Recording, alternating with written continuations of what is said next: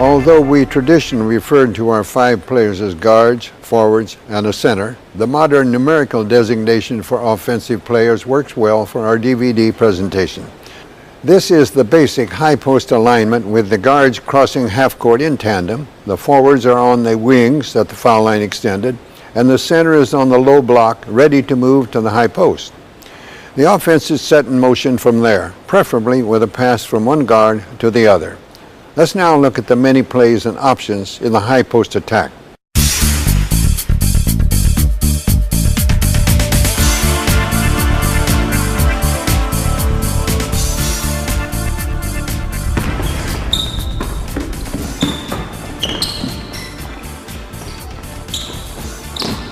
The main play of the guard-to-guard to high post play is for the center to look for reverse first on one side and the other, and then look for the guard who looks inside.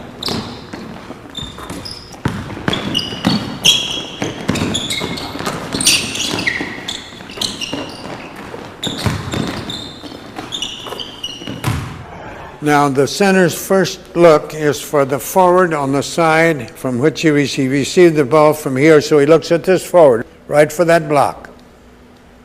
His second look is for the forward over here. All right, now the guards can do just what they've done here, bake in and come back, although they got too close to the post when they made that move. The guards must be careful. They don't get too tight in there. It just makes too much commotion there. 1, 2, 3, 4, 5, 6. They fake their man, swing away. And he can look for them, cut away, screen. I like the way the center went down with his hand up. And when the center goes down right here, he should be looking at the man who has the ball, calling for the ball. And what he's going to do, if he doesn't get it, he's going to set a back screen right over here. This man should make him come around the back screen. He knows where it's going to be set, over here.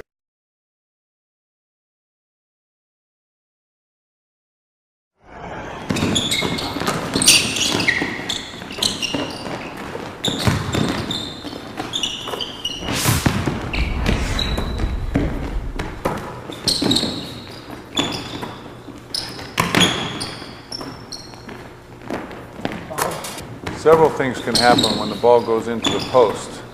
This is the guard-to-guard to center play. Guards flare, we hit one side, look in the post, and the guard repositions himself, gets a pass back, and scores.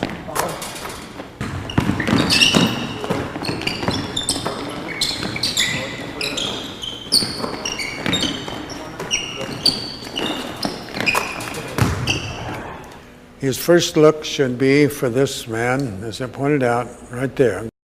Had he received the pass from this guard, he'd be looking for the man here. Then he turns, fakes down, turns, faces. And now, there are times when the guard on the post, as he receives it, may be reaching over.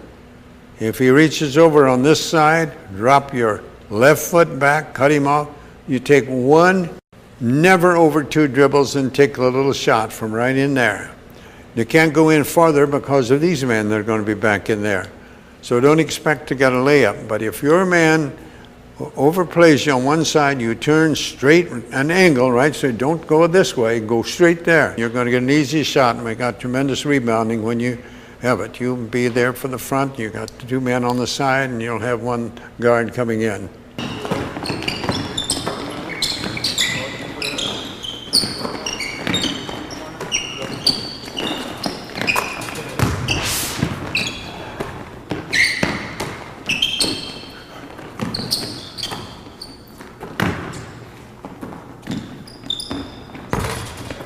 In the guard-to-guard to center play, when the forwards reverse, sometimes they may cross underneath and create another scoring opportunity.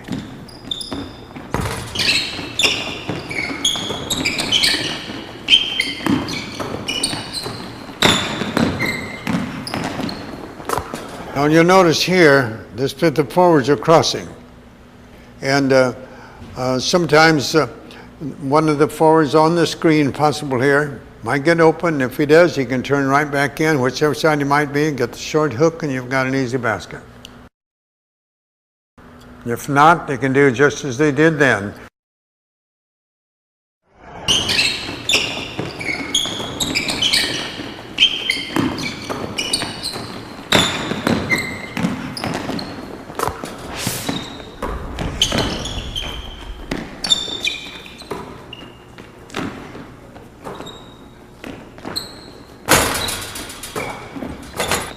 As in any play, players have options to do things based on what the defense does. Here, instead of the guards flaring, they cross.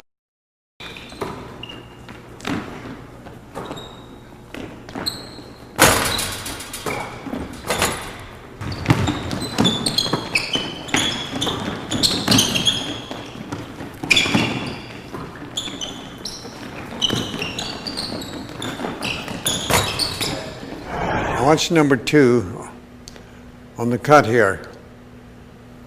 All right, he hesitates, which is good.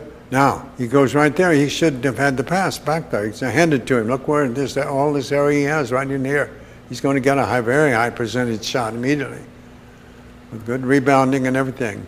Yeah. Now, another thing that we have mentioned, they're accustomed to what we've been doing all the time as crossing or flaring and coming back.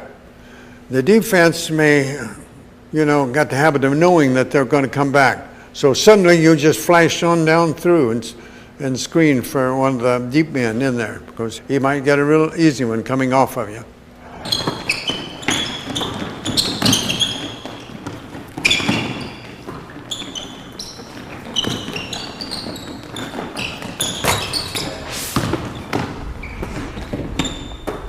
In the guard-to-guard to high post pass, the guards have several options.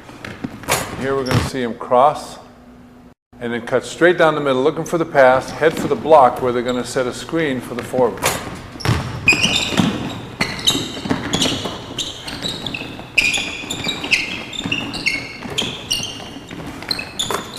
Now on this you'll notice that both guards crossed and then went down to screen.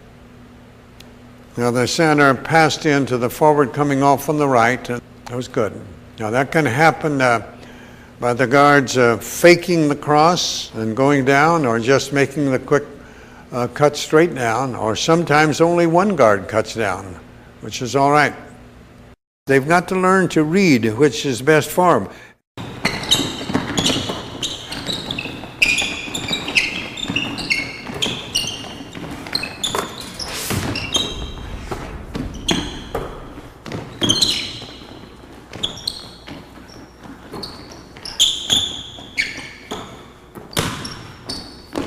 From the guard-to-guard to center pass, when the guards cut down the middle, they can also receive a screen from the forwards and come out for the jump shot.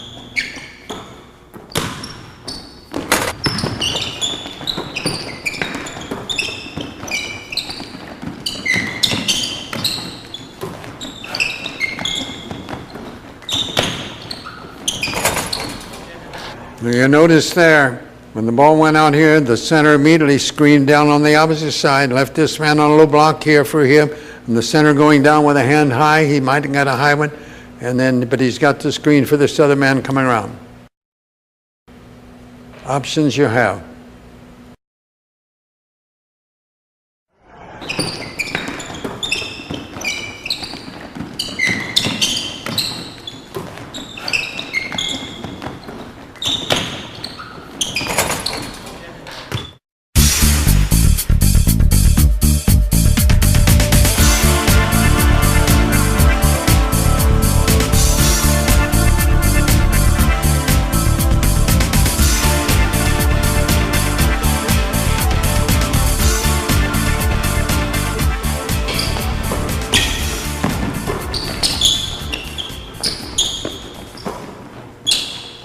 The main play for the guard-to-guard to forward outside cut is to get the weak side forward, who's a good shooter, an outside shot as he comes to the strong side.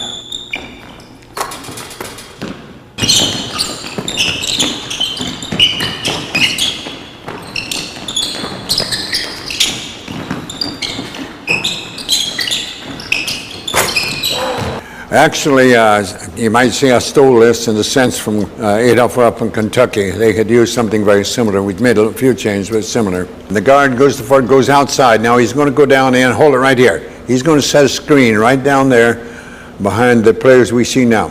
Now this guard that's out here should be over here a little more. He should have faked down and got the ball here. Now the forward that was over here is faking back. He comes across and right in there. We expect him to get a shot. Remember, that was when we didn't have the three-point shot. And with the three-point shot, we probably would have could have angled the center and the guard here and have the men come out more this way, as this shows the air getting for the three-point shot. Best example, 1962, in our semifinal game in the national championship, University of Cincinnati, we got well behind and we ran this play several times and scored several baskets. Gary Cunningham was a good jump shooter, forward, and Pete Blackman, the other forward, a pretty good jump shooter, and we set that up for both of them, along with another set to get them jump shots. Now, there'd be other areas when using the high post offense. For example, when I had forwards like Curtis Rowe and Sidney Wicks, entirely different from Cunningham and Blackman, we used something different more because it was more adaptable to their particular strengths.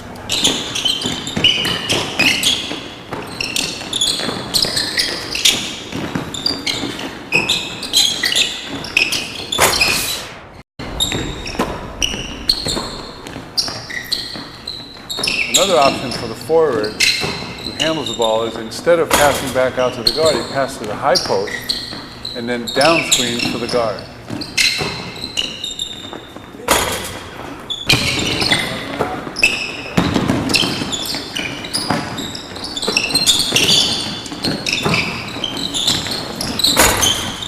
And since we like to start with guard to guard, that pass must not be parallel. It must be slightly back. A parallel pass they'll be looking for. All right, look at the post, and we hit the wingman. All right, this time he's going to cut outside. All right, he fakes to him. Now the jump shooter should go to the long rebound just inside the foul line. The other got the triangle underneath. And then a man's coming back as a protector. We must remember that this offense, in my opinion, one of the reasons that I liked it as well as I did through the years, was that if the shot is taken within the framework of the offense, we're always going to have triangular rebounding underneath, a long rebounder, and a protector, and that's what we have here. If the man without the ball, if his defense is playing tight, that forward on his side should flash up to the top of the circle and we run a back door. But if he isn't playing tight on the other guard, then you pass to the other guard and he will immediately look ahead to either the post first and then the wingman.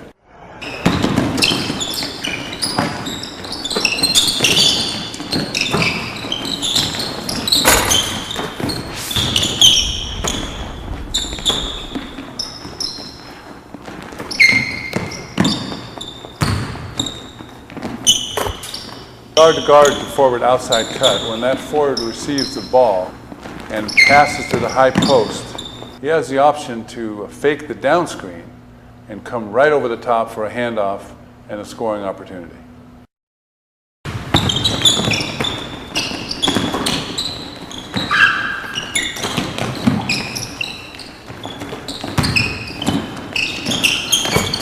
I like the way the center came out, gave a target with his right hand away from the defense, turn.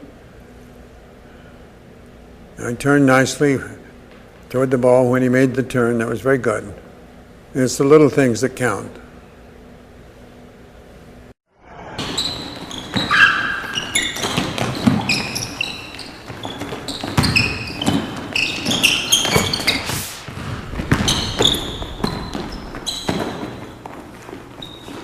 Sometimes that center at the high post is being overplayed. The center can slip down to the low post, either get a layup or receive a pass like here, and we have good splitting action for scoring opportunities.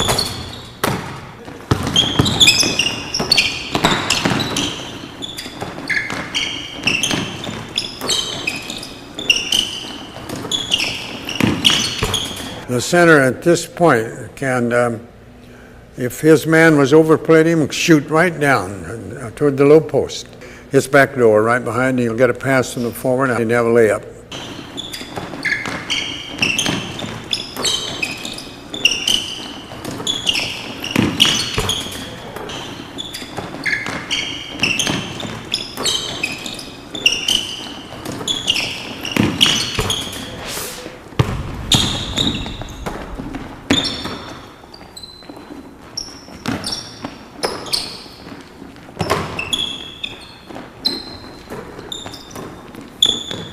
next option of the guard-to-guard outside cut shows the forward passing back out to the guard.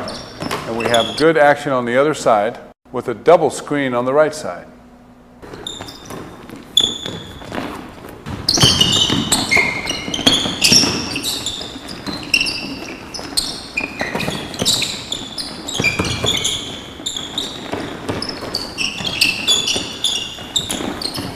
This one's going to illustrate one of the options that we had great luck with. Now it comes to the out guard, the forward on the weak side comes up. We've got the center and the forward screening on the other side for the guard coming around. We scored a lot on the high post from this, and then the guard would get a good shot off that double screen oftentimes too.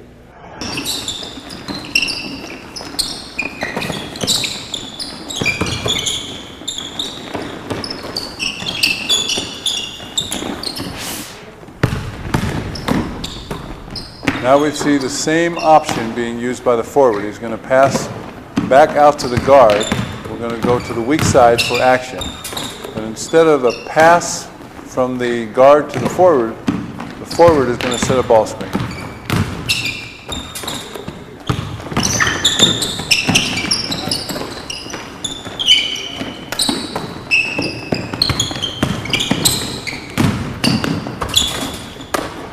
This guard here received the pass from over here, way over here. We'd like for him to get the pass closer to in here. With here, to work with him, it's a little too far away. If he's over here, then you've got a much better chance of winning the screen and roll or the pass and cut, or the other options, okay? And he's going to set the screen, but he should turn his back. He's facing him. Turn your back on him. Face this man back here. And therefore, he's got to run his man into you. You do that on both cut or screen and roll. You're setting a screen for someone. He's supposed to use the screen. You're not supposed to headhunt to find somebody to screen. He's supposed to use the screen you set. The forward, after handing off the guard, rolls straight for the basket.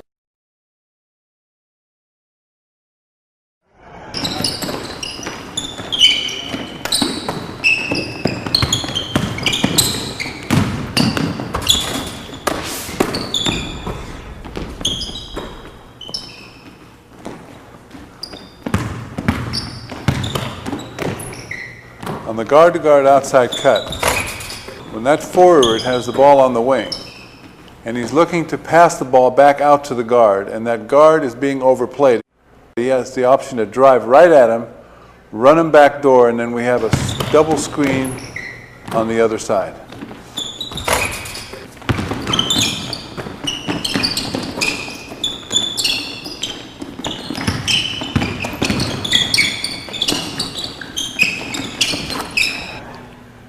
We've got the center and the forward coming up at almost the same time. I like one to be slightly advanced the other, and his first look is for the center.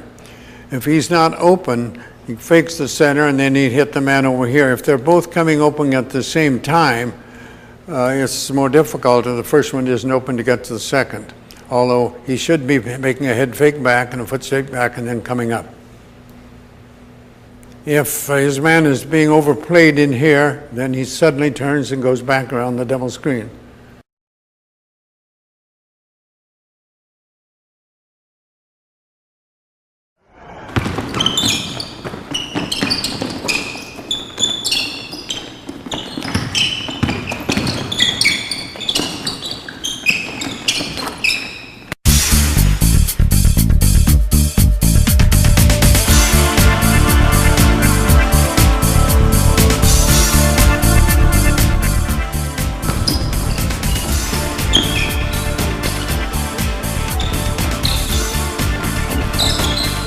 The main play of the guard-to-guard forward UCLA cut is for that ball to go back to the center and for him to look down to the weak side low post forward and get him the ball either direct or through the weak side guard.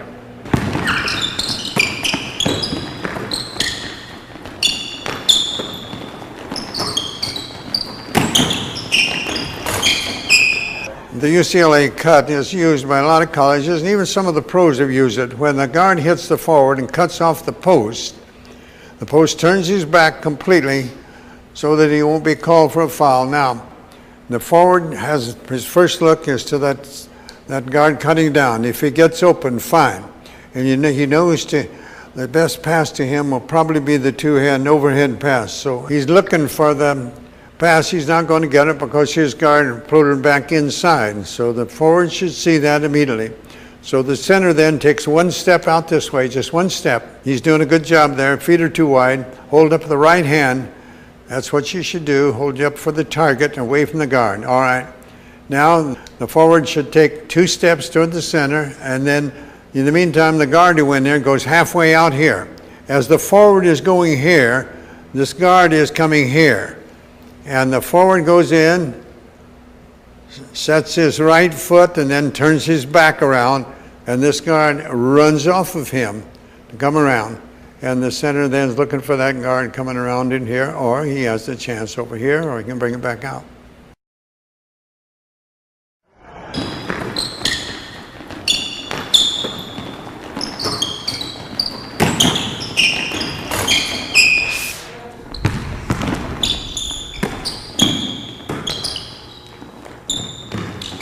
In the UCLA cut, when the forward passes to the center and he has explored his first option, which is the weak side forward, the next option is the down screen on the strong side.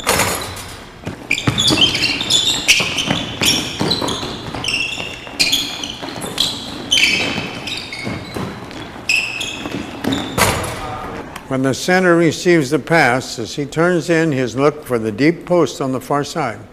This guy should try to be setting it up. Then his first look was the guard coming off.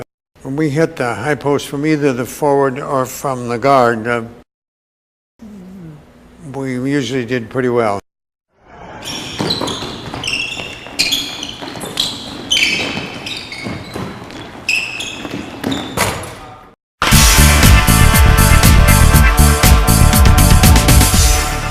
Special personnel will, in rare instances, dictate tactical changes. This was the case when we were fortunate to have Lou Alcindor, now Kareem Abdul-Jabbar, and Bill Walton as centers on our UCLA teams. The high-low post offense looks much like the high post set, except that the center is positioned low instead of high. The point of this realignment and other adjustments was to make it easier to get the ball to the low post from the high post, guard, or wing, without sacrificing the desired spacing and movement. This tactic also helps to avoid double and triple teaming every time the center receives the ball. Here's how it works.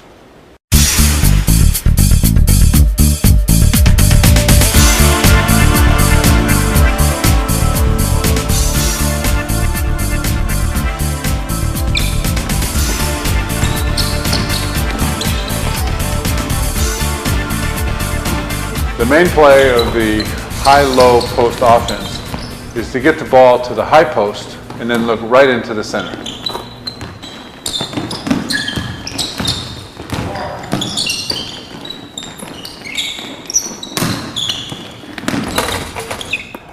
In the high-low post offense, it starts with the 2 guards.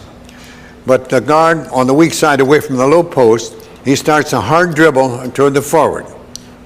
The forward reverses to get the ball. Then he comes up and becomes the high post man. The forward on the opposite side from the low post becomes the high post man. And the guard that drives toward the forward, he becomes a forward. And this guard becomes, so we're, instead of into a 2-2-1, then we're in a 1-3-1. Now, when he gets set up here, and the man starts to hard, and it must be a hard dribble to him, not just a soft, a hard dribble, and he sets and he goes and makes that reverse. Now the ball comes here, quick pass out, and that's when he comes up. That's the main play. He's got to fake the man, then turn, face the basket, and looking down in here, from the high post to the low post. I would like for him, as he makes that turn, to make the jab step back toward the basket to get your defense to lean. All right, there. If it first jab, the jab step back toward the basket first and then square away, then looking for in here. The low post man, he's got to fake back with his left foot and then come across. We're looking for a pass right in here. He's going to have a short hook shot. But now, let's say that this defensive man on him. As he fakes back, he stays up here. Then he just slips right across and takes it in here.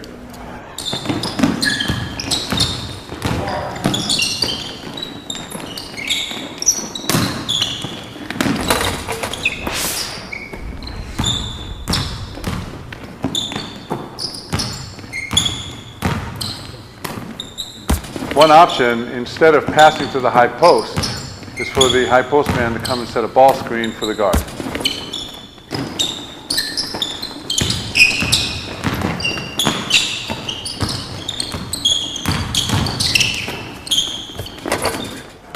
This can be effective for us when the defensive man here is floating back, to making it very difficult to get to past the high post.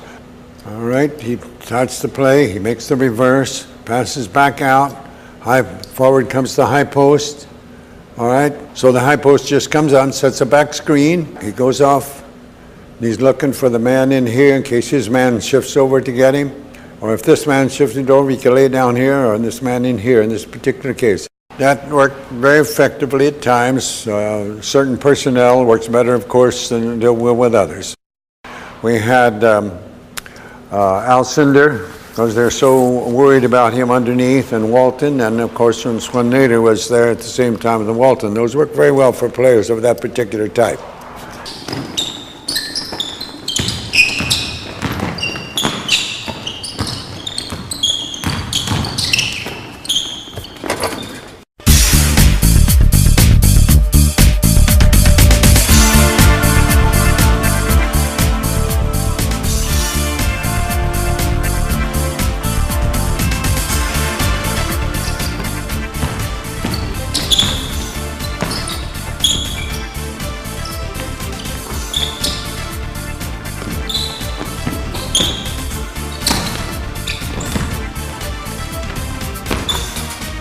Another option, when the ball goes back out to the guard, is to run the side post game on the weak side.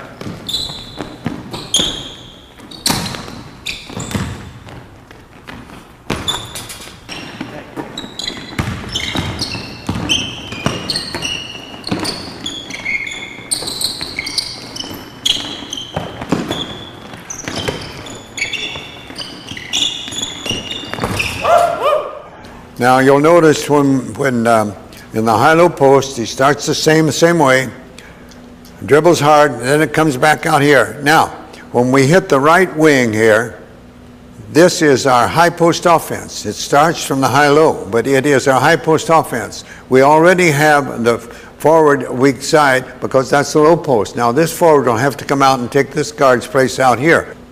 When he hit, now he cuts off the high post just as in our high post offense is concerned.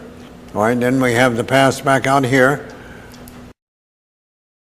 Now you've got the double screen down there, or you've got the side post over here.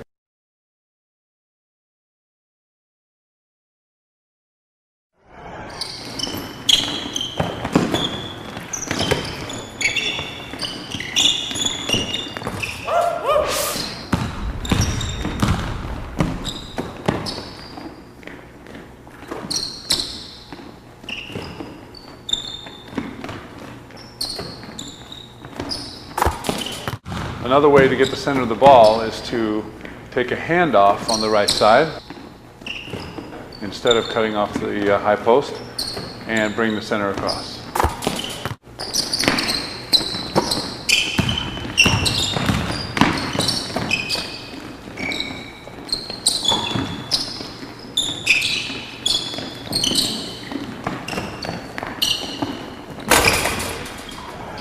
This worked very effectively at times. Well, you know, things work one time, may not work another, but this worked well at times. At this particular situation, this deep center would come right up here, and this man is watching. As the ball comes from here to here coming, he's going to get open all the time because his man floating back in here. He'll get open there. There'll be no problem at all hitting him with the ball. When he hits him, this man is watching. As he hits him, he takes a step forward, and as the ball comes here to here, he makes a reverse, and we got a number of absolute layups because they're thinking strong side, and suddenly we come up in here.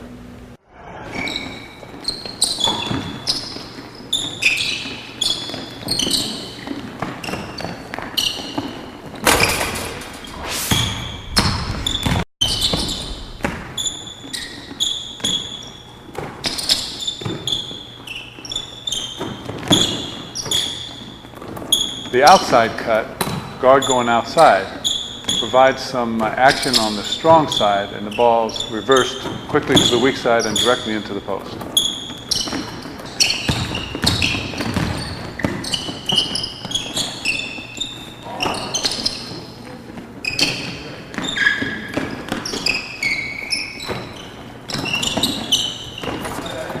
When he dribbles toward the forward, and it's a hard dribble, it must not be just a bounce. A hard dribble indicates that you're to reverse. Now on this reverse, on this side, plant your left foot, push off of it close. Don't go around the man. Don't have to run an arc. You plant your left foot. As you turn, throw the arm through. See, he's pussyfooting in there. You've got to move as you go. As this man goes, he calls for the ball, gets that right hand up as a possible target, calling for the ball. Drive hard, cut hard, reverse hard. Bring it back out. Cut in there. When you bring it back out, back to you. Cut off the screen. Look for the high post. You know, your low post man making the move in there, out here, right back to the low post man. Oftentimes, so much of the time, what will work in almost any offense, the ball goes into a man, back out, and right back to him. And oftentimes there'll be a relaxation when he passes back out.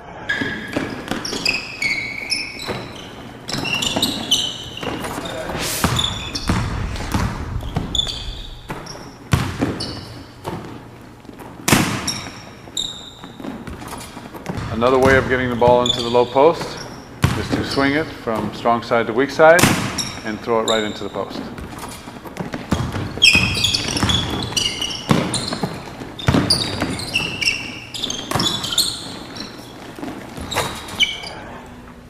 To the left wing, quickly down into the low post. Now hold it.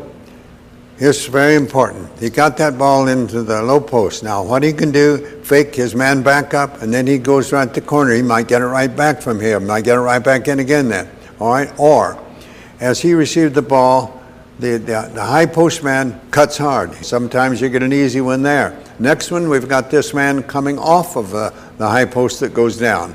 So we got various options when he gets the ball, which is what we like to have. Whenever you get the ball in a position where you're dangerous as a shooter, if you've got a couple options after that, it makes you much more effective.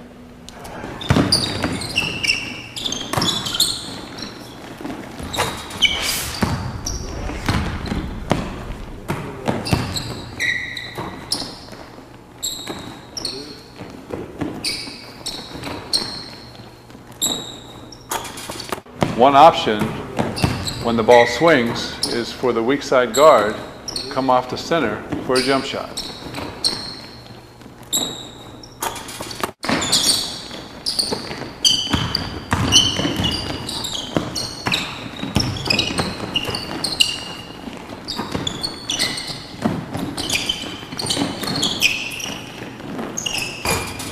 You come up, hit the wing,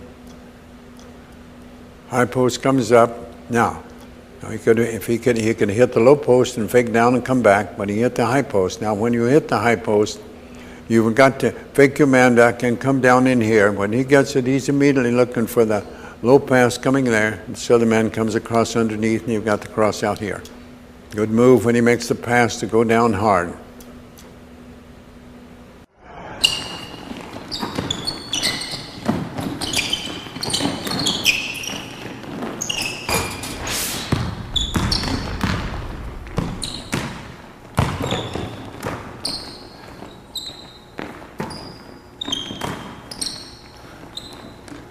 Another option when the ball swings and we look into the post is for that forward to hit the guard on the outside. We run the side post game on the weak side and then a double screen on the other side.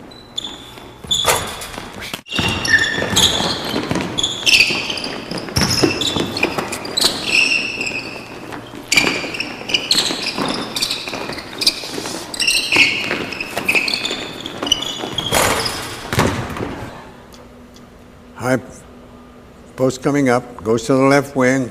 Now looks for the high or low post. He's looking for either one, but he passes back out. So we have the double screen down, we have the side post play over here.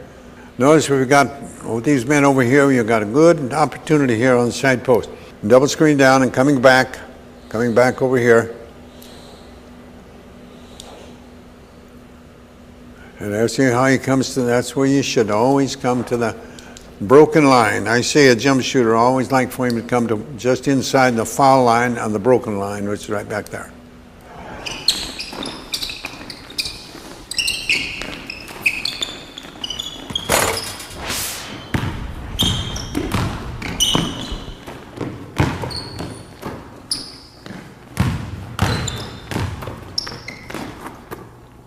Another option when the ball swings and the ball is not passed into the center is for the center to come out and set a ball screen.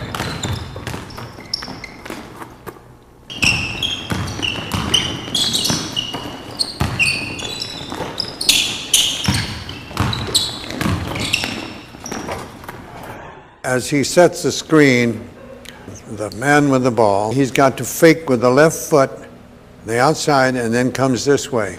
It's important, the little fake, the head fake and the little jab to make him get leaning a bit. Now, he made the back screen, I like that, so that he comes here.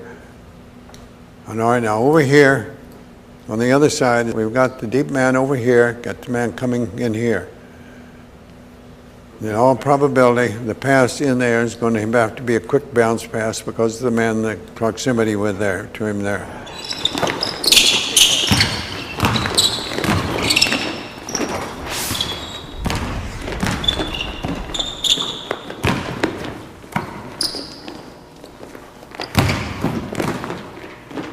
Another option when the ball swings to the side where the center is on is to have the forward come out and set the ball screen instead of the center. Then the center will come off a screen on the weak side.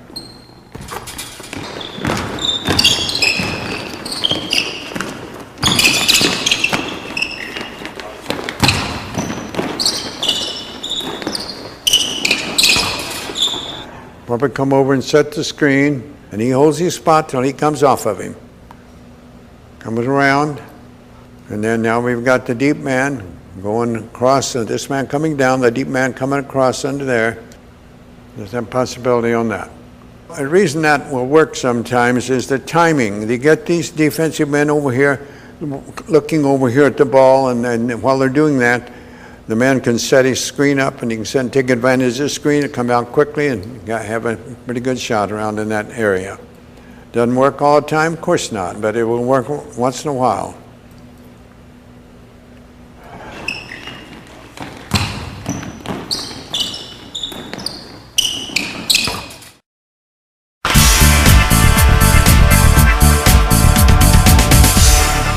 Many teams that aren't so sure they can stop an offense once it's set in motion will attempt to disrupt it with pressure, be it in the backcourt or front court.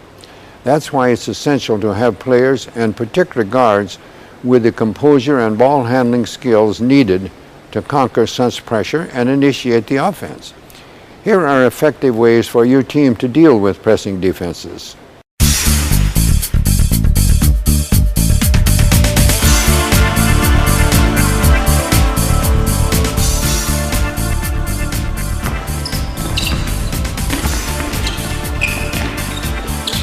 We begin by relieving the pressure of the guard-to-guard pass by the forward, weak side forward coming up and getting the ball.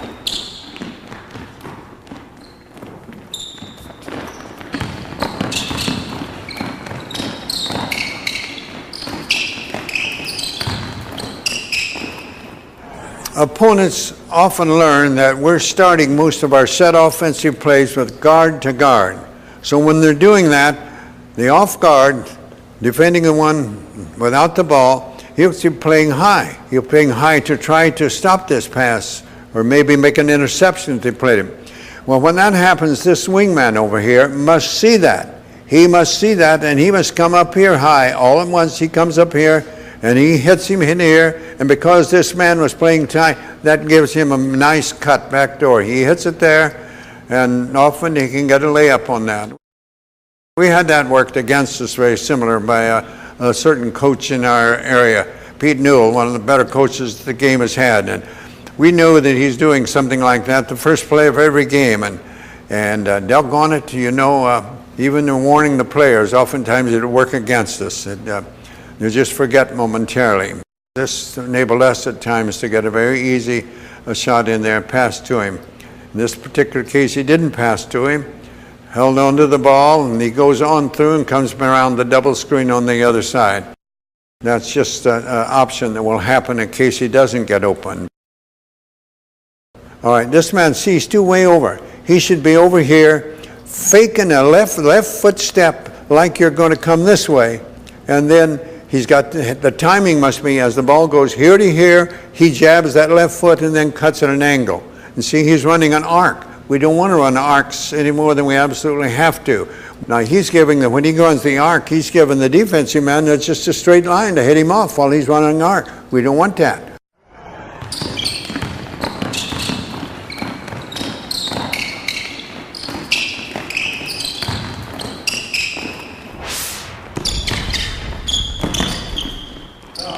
In addition to the backdoor pass, the weak side forward can hand off to the second cutter.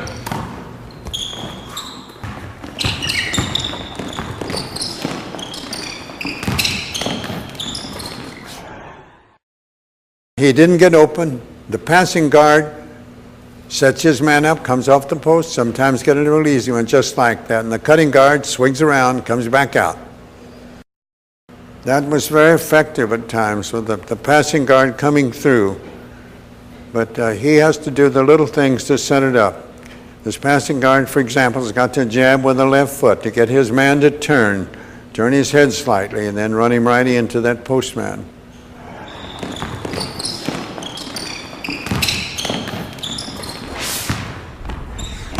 Before the guard-to-guard pass, if that guard sees the forward overplayed, he hits the center up high. We look for a back door, and then that forward coming off the double screen on the weak side.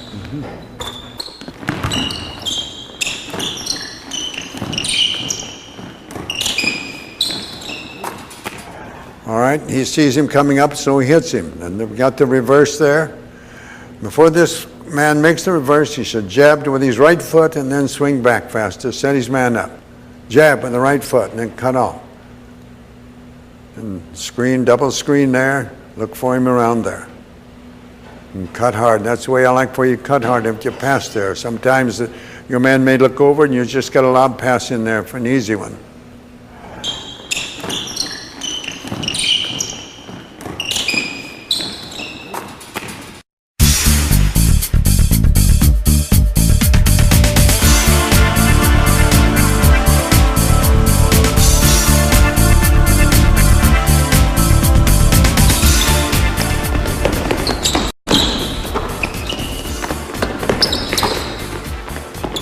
When relieving three-quarter court pressure, we can bring the weak side forward up, make sure he gets across half court, reverse the guard, and then get right into the high post offense.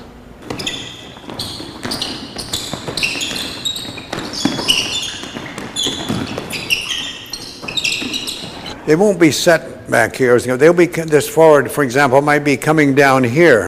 Then he'll have to come back quickly to relieve pressure from here. He's going down and he comes back quickly to receive pressure. At the same time that he'd be doing that, we might have them, in case he doesn't get open, we might have him reverse back and this forward come up and so on. But this, if we get the ball in there, then you back to the guard, make your move in there, we're right into our set offense very quickly.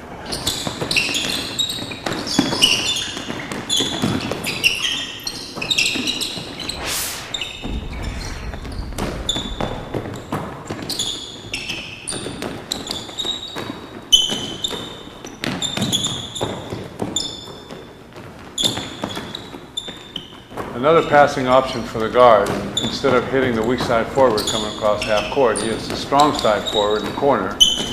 Then we run the UCLA cut for our penetration, and then we can reverse the ball and get right into the offense.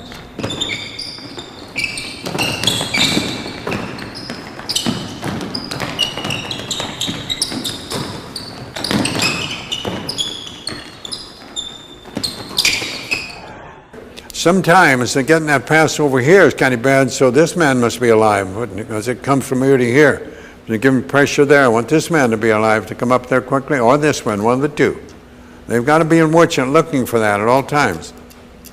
Now you're looking, and here comes the forward on your side. Hit him and run hard, making the cut, and you're going to have a screen in there to help you too. All right, nothing happens. Pass over. We're moving right in to get into our set offense.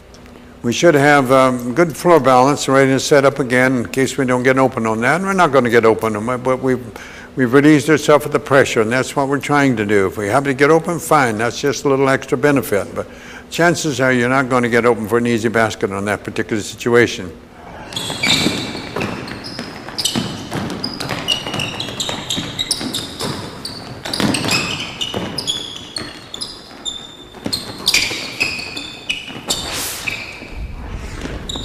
One more option for three-quarter court pressure release is to hit the center in the middle of the floor. In this case, he doesn't come across half court. The forwards reverse hard to the basket, guards reverse, and we get right into the offense.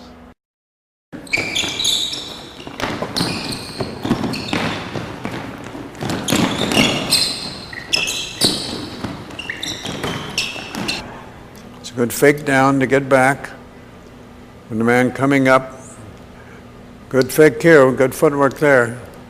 You got to have a good ball handling center there, though. Keep it spread when you get down there. Be able to make quick moves right into the set offense.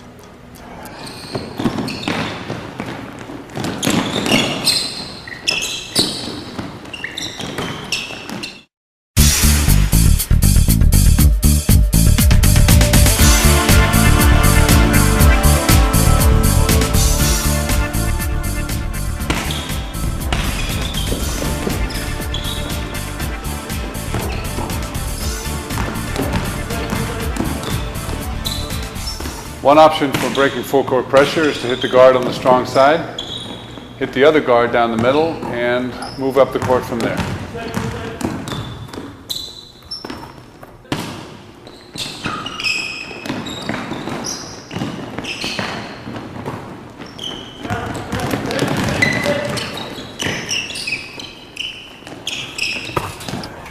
Remember, the inbounder is the most important person here. He is our inbounder. Whether the ball is here or down here, he is the inbounder. He must be taught to take a good step back, never lean, and get that ball right under your chin, close to your chest, where you can raise it quickly and pass, or you can pass it down quickly.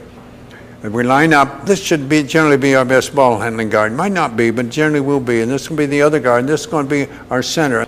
And the other forward is out to the left going down the floor. This man must not move until this man clears. This one does not know which way he's going to go. This one's going to go the opposite way from where this man comes. See, this one's come to the right, so that one will go to the left. And the center takes one step forward and looks for the pass there. Or in this case, he has the guard going to the left. The other guard comes across the center looking for it. The center, in the meantime, sets a screen for the inbounder coming out, and we're down the floor and we get right into our offense in a hurry.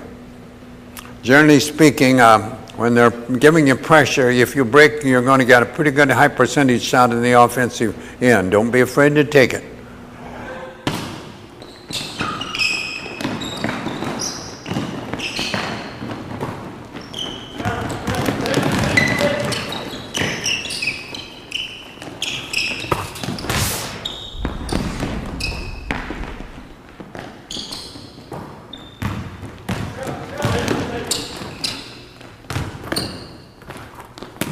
Another option for that guard who receives the ball on the strong side is, instead of passing to the cutting guard, pass to the forward who comes right up the middle, and then take it down the court from there.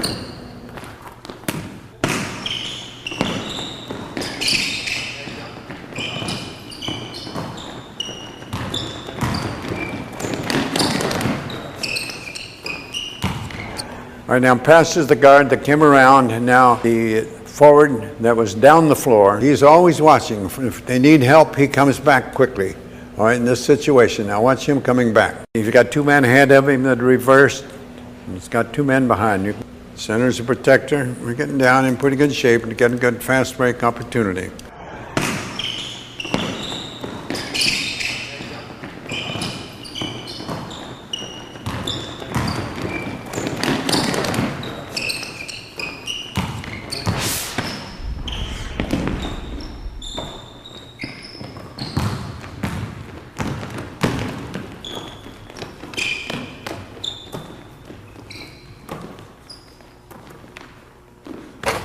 A third option for the inbounder is to pass the ball to the center and then move the ball up the court from there.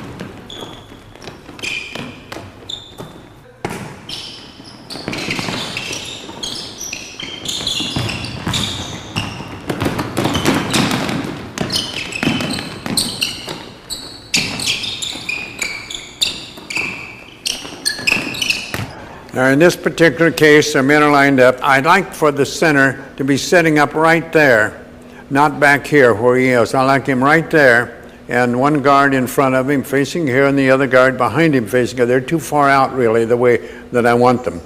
Okay? Now, the guard spread leaves the center open. So he hits the center, it's open.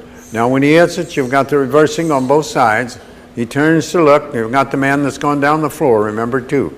Now watch this fella after he makes the inbound pass. He steps in and protects the basket momentarily in case something has gone wrong. See, he just lowered his head and cut away. He shouldn't do that yet. Now they go down the floor. The center turned and hit the guard coming through here, and now they're down in, and they've got a possibility of getting a good high percentage shot from the break, but not come back and set up. Don't hurry. Be quick, but don't hurry.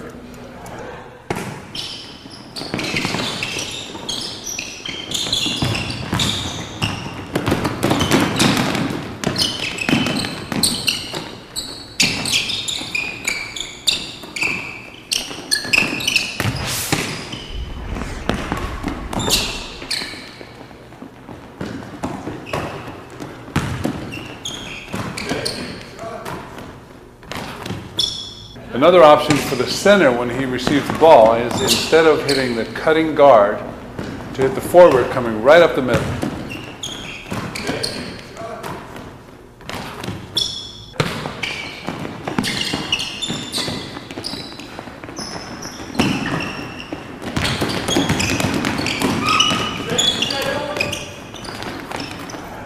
Now the ball goes into the center, high. All right, this man goes through, doesn't get it. Now your man that went down early, he comes up in here. That's a good outlet. You must always have more than one option for an outlet when you have the ball. That you should have in mind. It's something that you have to think in advance about. You know where your first option is. You know where the second and possibly your third option is. You shouldn't have to stop and think about them. You know immediately where to look first, second, or third. And also you know that any time your defense makes a mistake on you, you turn and go on him quickly. You know, we may set up certain things, you're supposed to do this, but the defense may be blocking that, but in blocking it, they may be opening another a spot for you. So take advantage of the opportunities the defense presents.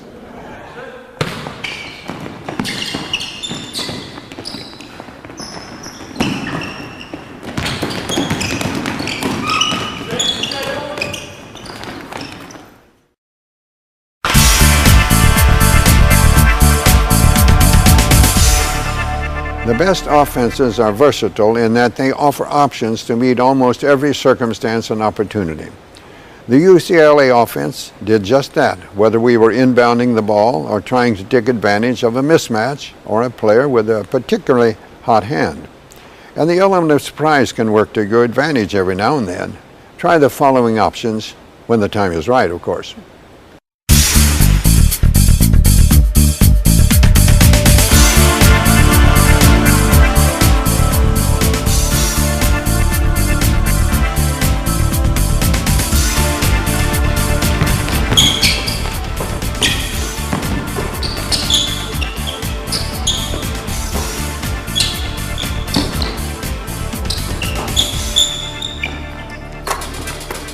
The Kentucky block is a special play to give a good shooting forward an outside shooting opportunity.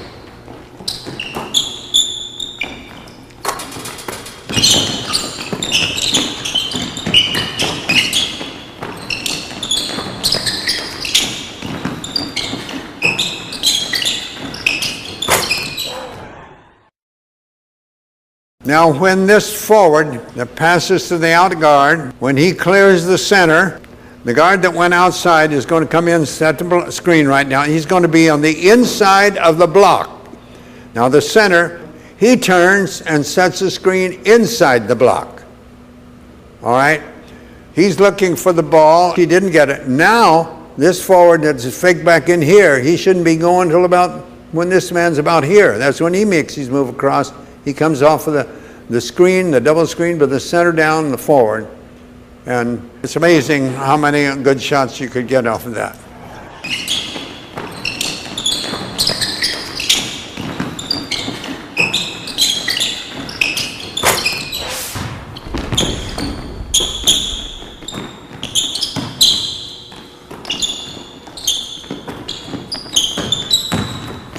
Indiana is a special play that is dependent on deceiving the defense into thinking the play is going to the left, and all of a sudden we have a backdoor play for the guard on the weak side.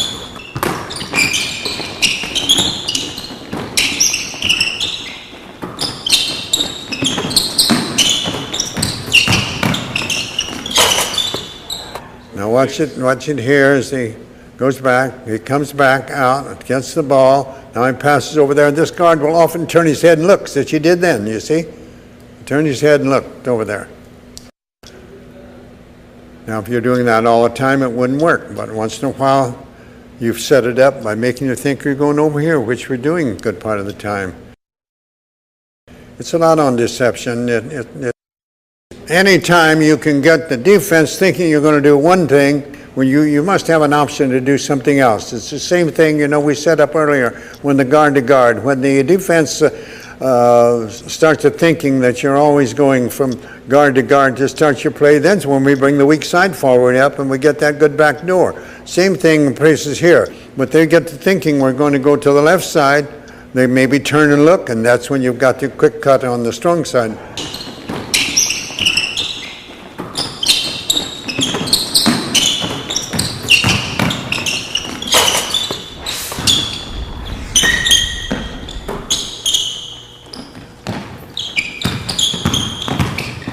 Santa Barbara is a special play that is simply the fourth option of the four-option set. It's a dribble up, and the weak side forward comes off a double screen.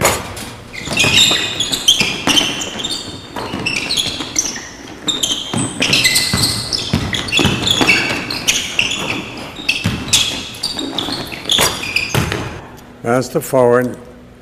Now his fake's a little better here. Oh, now then hesitate and go. Oh, it's really good. Hesitate and go. Cuts away, going outside. Good pass in there. Comes across. Faked his man pretty well there. Got him leaning, and one dribble here, and he's got a good high percentage jump shot. Can't expect to get better than that. Don't expect to get the layups. If you get the high percentage jump shot, take it. If you can't hit it, get in some other occupation.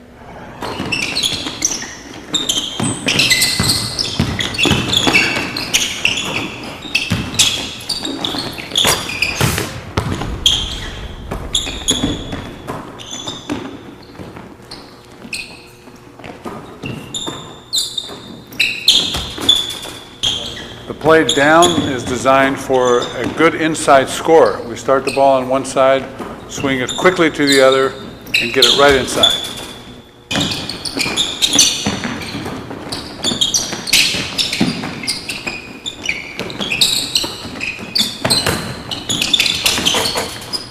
Okay, got the ball back. He came across, faked out, got the ball. Get the other side into a short man on the short post. Anytime you get the ball into someone on the short post in there, you've got an awfully good chance of getting a field goal or getting free throws. And sometimes you're going to get both. There'll be just too much concentration on the strong side, particularly many times the defensive man on the weak side think they're out of the play and they relax and start looking over toward the ball side, and then the sudden move will open one of the two men you'll have on the weak side.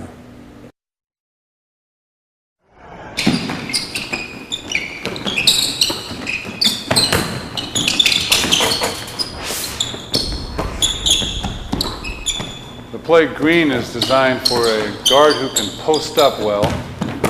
It also is based on deception, as the ball looks like it's going to the other side of the floor for some kind of action with the cut over the top. And then we immediately go right into this strong posting guard for the score.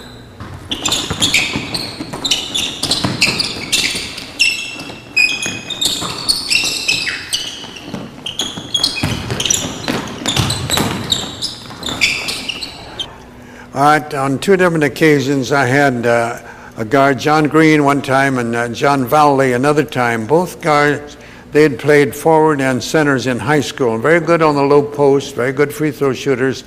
So we'd set up and let them cut in, and then they would stay on the low post, just as the guard did then.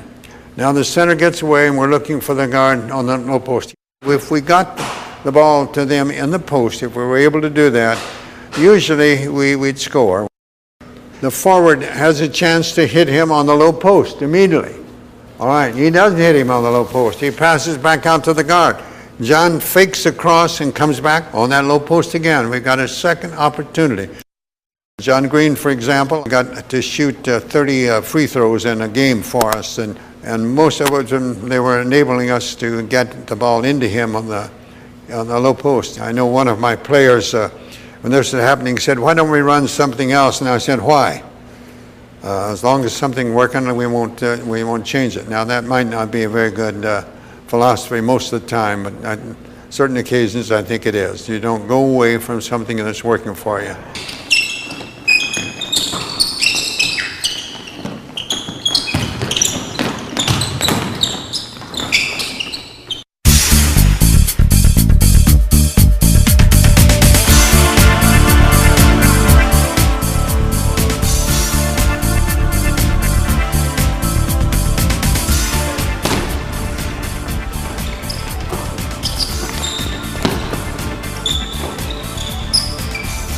Inbounds underneath our own basket, we show a horizontal alignment and enter the ball into the guard on the strong side.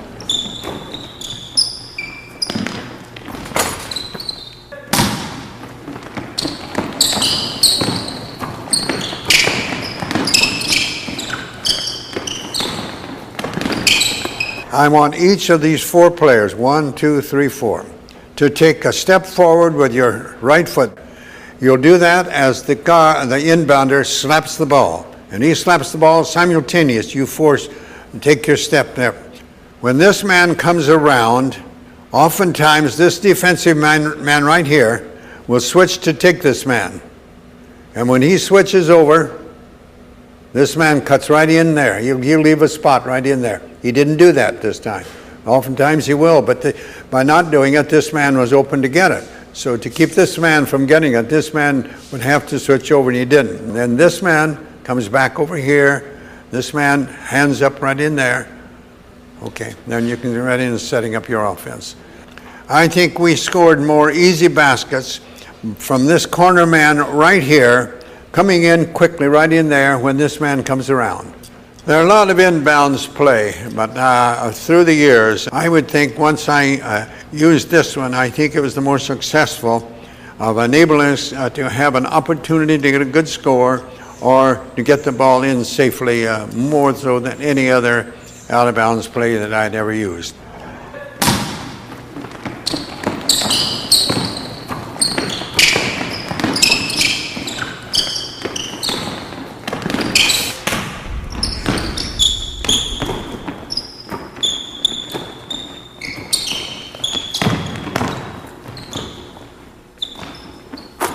We now show inbounds underneath our own basket with a vertical alignment.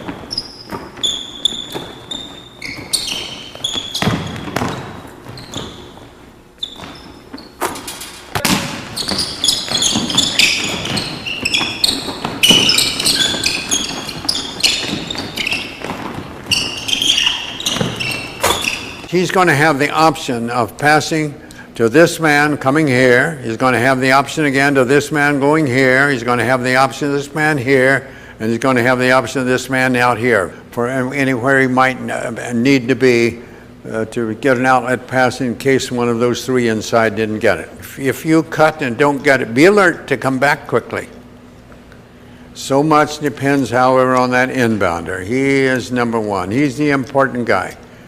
It's up to him to get the ball in properly. If he has pressure, he call a timeout. If he's not going to get it in on time, but it's up to him.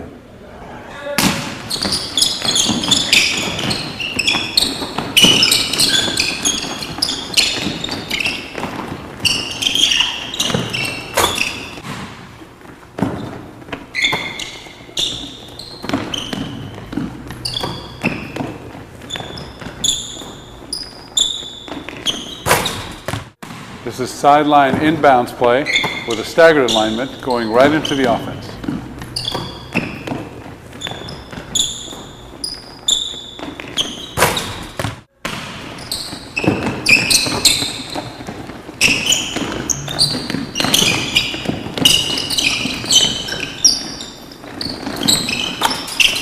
Now on a sideline out of bounds, my idea was always to try to get the ball in safely. It wasn't essential to try to get a score immediately, it's to get the ball in safely.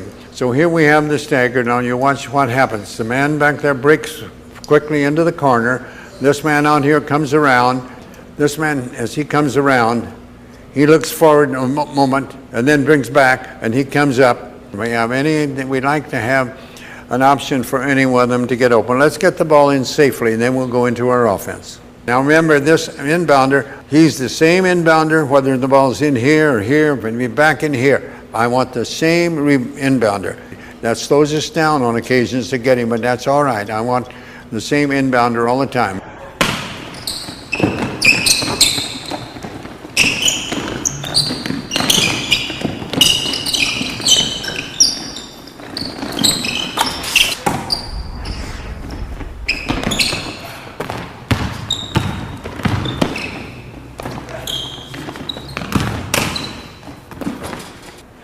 We now show sideline inbounds play with a horizontal alignment.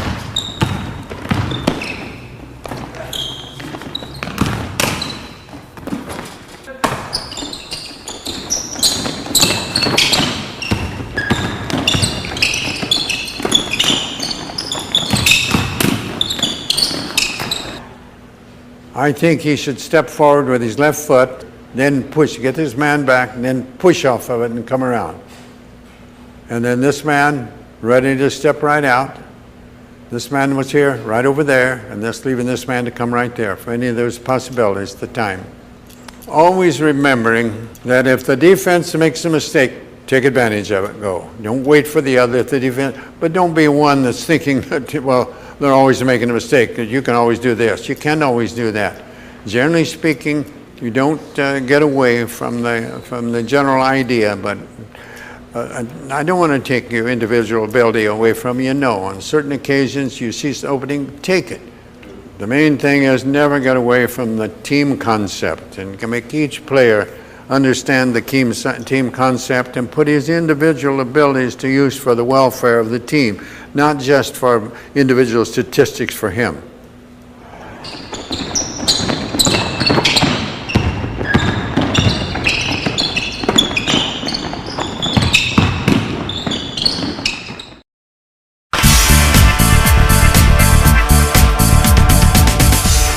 Players and teams are made on the practice court, be it in individual or group sessions.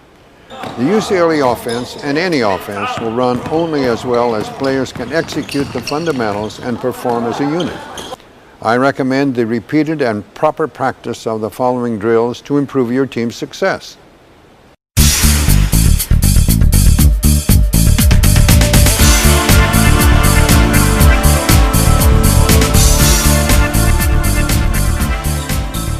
Four-player side post continuity drill combines several offensive fundamentals and works on several parts of the UCLA high post and high-low offenses. You see a UCLA cut, and we see good action, and the ball goes right back out, and there's continuity going from side to side.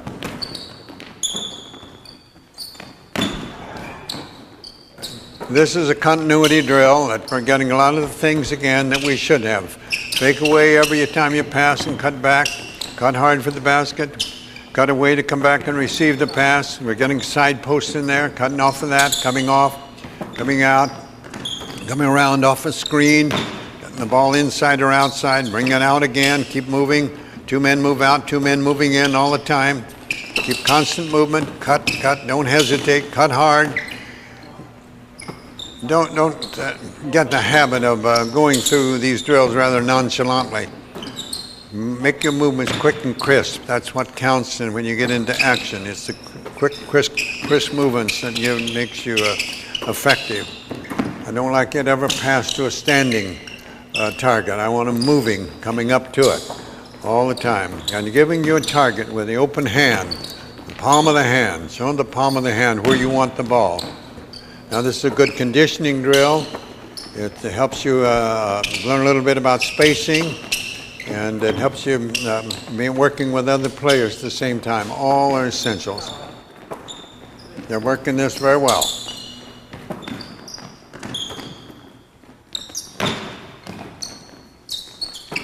The 5-player post continuity drill is identical to the 4-player pass and cut drill, but we've added a high post. And that post player will go down and set the double screen. Everything else is the same. This is a drill you can use even to warm up, and we're combining the part of the offense in this. Cut off the post, the screens, the quick moves, everything, and we come back, everybody else get in position, men moving right in, taking the place of those that leave, but we don't want to have too many in line. We don't want them to be standing too long.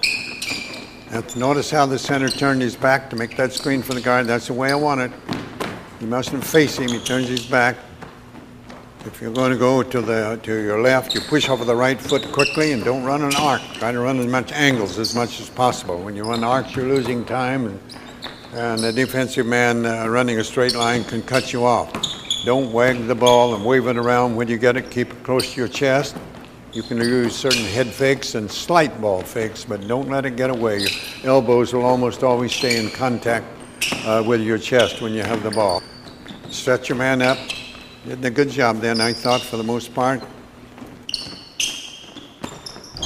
The forward reverse provides excellent work on the backdoor pass for the forward when he's being overplayed on the wing. If a guard drives sharply toward the forward, that's a signal to the forward to reverse. The dribble and toward the wingman and the fast reverse is very important. They have to be together. You'll put the outside foot forward and push and go back close. Don't run an arc on your reverse. Run a straight line. Just push over that foot and go back straight. Open the palm of your hand to the outside to receive the pass. You don't want it to the inside. You want it to the outside hand, which will block and tuck. Keep it moving like this. Work for both sides real good. Just keeping everybody in the game pretty good. It's very, very important that you do that. And you can keep changing as you come back out, so that one time you'll be going on the right side, and the next time you'll be going to the left side. Don't get to the point where you think you have to work on one side. Don't get to the point where you have to use a certain ball all the time. Don't feel that you shoot better at one basket or another. Be able to mix it up. You're getting the fundamental part, and yet you're getting the part of the offense, so you'll learn a little more about the timing and the spacing and things, and about how to make your cuts and so on. The wing screen provides several offensive options when the ball goes into the high post and there's a split up top.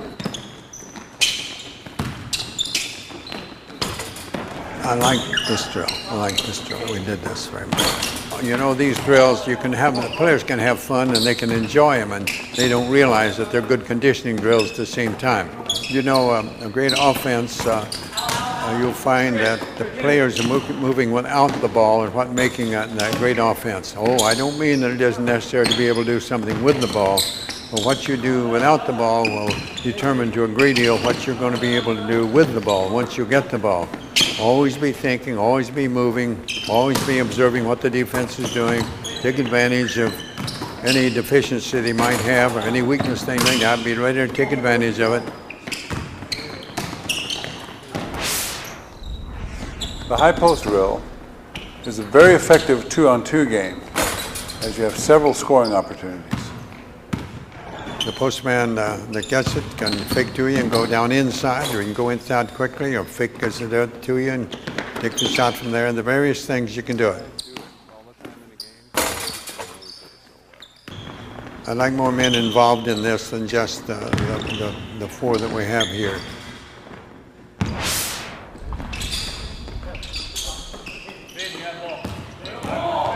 This 3-on-2 drill, I feel, was the best drill that I ever came up with. It incorporates so many things. It incorporates, it's very good conditioning. You do this for 10 minutes every day.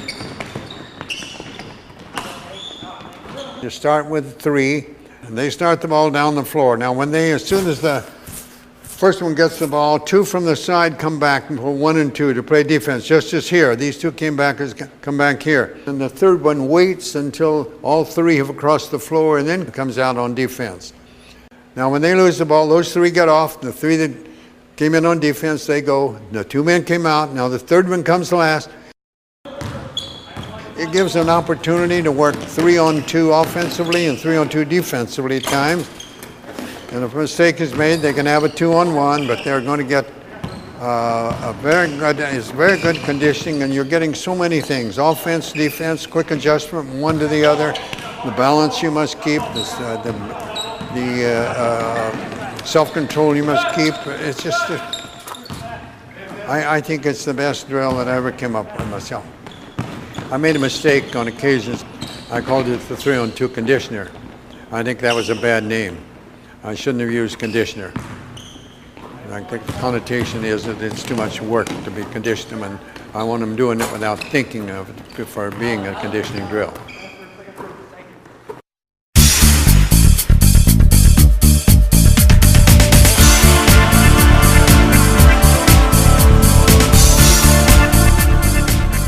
The guard reverse drill allows the players to explore several options. When any position is being overplayed, there should be options to take advantage of it. Here we see players working on several scoring options when the guard is being overplayed.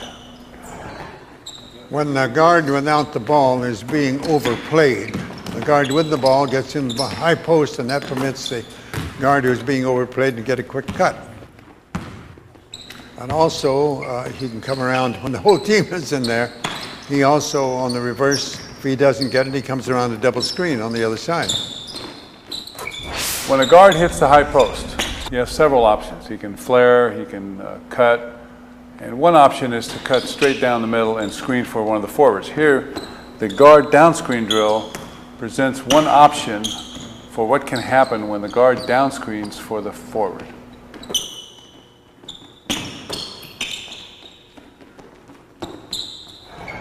As a general rule, we'd like the guard, the non-passing guard, to make the down screen. That's a general rule. We'd like the non-passing guard to keep his man busy, because the postman's first option is to the forward screen, forward on the side from which that guard received the pass.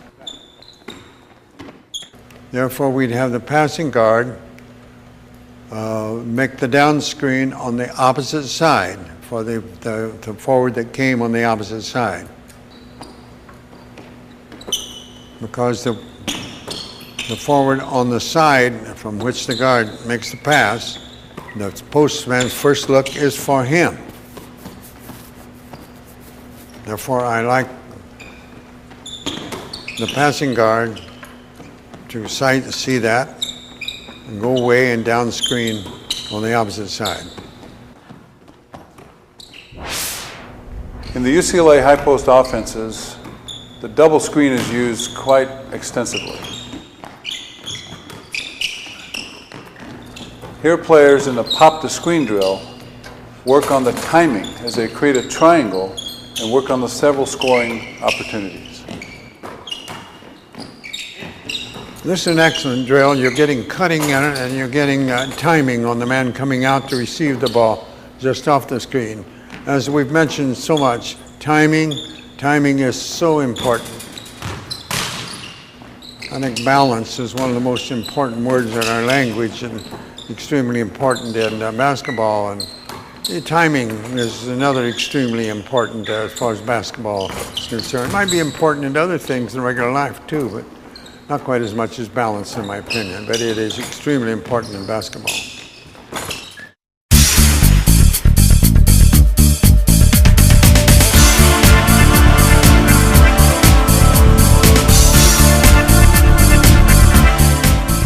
The rebound pass-out drill combines several fundamentals.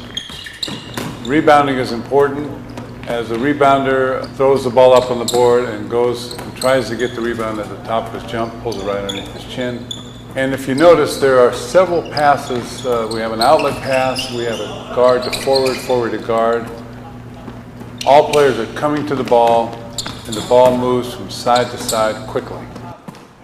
There's a good drill here that shows the movement of the ball. I like drills that combine a number of the different fundamentals. So in this, for example, you've got cutting, you've got passing, you've got receiving, you've got balance, breaking away to receive the ball, cover all these little things. And then the rebounding, you're throwing the ball up on the board, and you should make a tough rebound. Go up after it tough. Go up and get it, come down, jerk both hands, jerk it to your chest, look to the side. You know, rebounding is the assumption that every shot will be missed. Don't take for granted that it's going to be made or missed. Assume it's going to be missed and go out, go be ready and go get it. I think these youngsters are working up pretty good, and the way they're keeping the ball moving, pretty good. Always movement after it. That's what I like to see. The ante-over drill helps players work on catching the ball at the very top of their jump. And it also works on quickness and movement. Timing the jump may be more important than how high you jump. It's a very good conditioning drill. I can remember that we used that every day of practice, and we do 30 times of this. That means each one's going to have 10 jumps and back. They should aim the ball at the top of the block on the far side, at the rectangle on the far side. You want to hit, they're hitting it right now. That's right. That's right. Over across. It should never touch the metal. It's also good for the release of the ball because they're trying to hit the top of the rectangle on the far side from them. And that makes them concentrate a little more on actually on the release. When players become adept at the two-hand version of the ante-over, they can graduate to the one-hand, which is much more difficult. It's a very good conditioner. It helps practice when doing the offhand, doing other things. Take good timing because you're supposed to get the ball up in the air. You got to get over there quickly with just 3 in the group.